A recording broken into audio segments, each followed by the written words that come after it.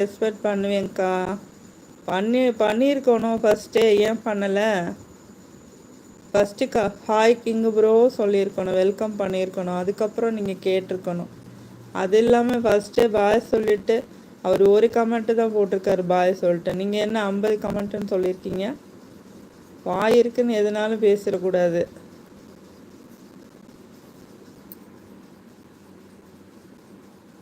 இது ரெஸ்பெக்ட் அவங்க ஊரில். அவர் திரும்ப ரிப்ளை பண்ணுவான்னு அப்படி கமெண்ட் பண்ண. அவர் தான் கிளம்பிட்டார்ல, அவர் தான் பாய் சொல்லிட்டு கிளம்பிட்டார்ல. இப்போ புரியுதா? அவருக்கு முக்கியமான வேலை வந்துருச்சுன்னு அர்த்தம். நீ ஏன்டா ஃபோனை முட்டிக்கிட்டே இருக்க? உட்காரு. என்ன வேணும் உனக்கு? அதுக்கு ஃபன்னுக்கு சொல்கிறது அக்கா, அதெல்லாம் ஃபன்னு கிடையாது. நீங்கள் எடுத்துக்குவீங்களா அந்த மாதிரி உங்களை சொன்னா? ஆ, அப்படிலாம் கேட்கக்கூடாது. லைவுக்கு வந்து அவங்க மெசேஜ் பண்ணாங்கன்னா ஓகே அப்படி சொல்லி அவங்களுக்கு ரெஸ்பான்ஸ் பண்ணி பதில் சொல்லணும், வாங்க சொல்லணும், ரிப்ளை பண்ணணும். ஏன் பண்ணுறீங்க போகிறேன்னு சொல்லிட்டு அப்படின்லாம் கேள்வி கேட்கக்கூடாது.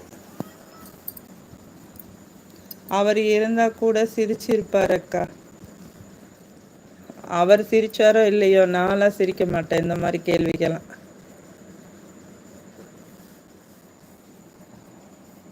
உங்கள் வீட்டில் கிளம்பு, நான் போன்னு சொன்னாலும் ஏஞ்சி போன்னு வெளியே விரட்டி விட்டுருவீங்க போல்.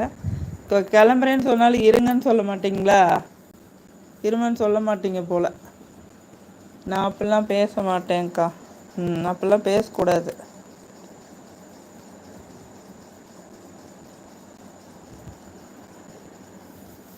இதை ஃபஸ்ட்டே யார்கிட்டே சொன்னேன். ஒருத்தவங்க கிளம்புனாலும் இருங்க சொல்லணும், இருந்துட்டு போங்கன்னு சொல்லணும். அதை விட்டுட்டு போகிறேன்னு சொல்கிறீங்க, நின்று பேசிகிட்டே இருக்கீங்க. அப்படியா கேட்பாங்க? நீங்கள் கேட்டது அப்படி தான் கேட்குறீங்க. அப்படியா கேட்பாங்க? ஆ, இது ரெஸ்பெக்ட் அது உங்கள் ஊரில்? மாட்டேன் அக்கா. கிளம்புறேன்னு சொன்னால் அனுப்பிடணுமா? போன்னு வெளியே அடித்து விரட்டிடுவீங்களோ?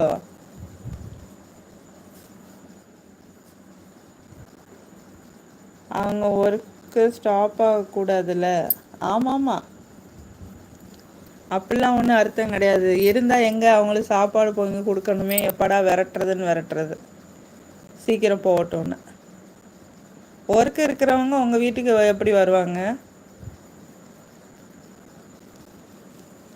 ஃபார்மாலிட்டிஸ் கூட சொல்ல மாட்டேங்க போல, இருந்து சாப்பிட்டு போங்கன்னு. நல்ல ஆளுங்கப்பா.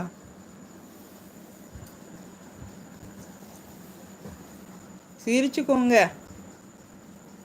திட்டு வாங்குறதுல அவ்வளோ ஒரு சந்தோஷம்.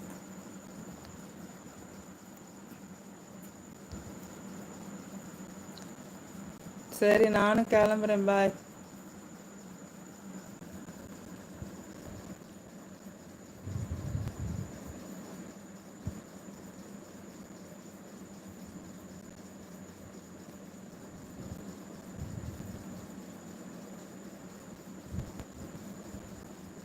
பொசக்குன்னு இருந்துட்டா என்ன பண்ணுறது?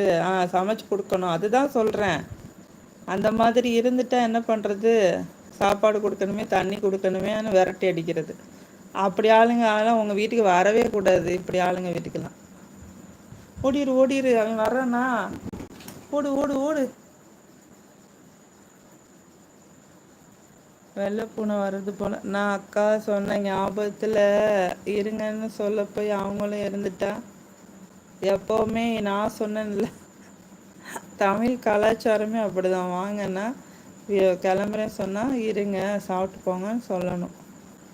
நம்மக்கிட்ட இருக்கிறத கொடுக்கணும். இருந்தாங்கன்னா நீங்கள் என்ன 10 படி அரிசி போட்டு ஆக்க போகிறீங்க? அப்பா லைவில் வந்ததுக்கே இப்படி விரட்டி விடுறீங்க. வீட்டுக்கெல்லாம் வந்து அவ்வளோதான், வரவே விட மாட்டீங்க. இப்போ உங்கள் வீட்டுக்கு எவன் வருவான் இப்படி சொன்னால்? அடுத்து வரவே மாட்டாங்க. இவன் கிளம்புறேன்னு சொன்னால் என்ச்சு ஓடுன்னு சொல்லிடுவான். இவன் வீட்டுக்கு எதுக்கு போகணும்னு. நான் இங்கிலீஷாக மாறிடுவேன். எனது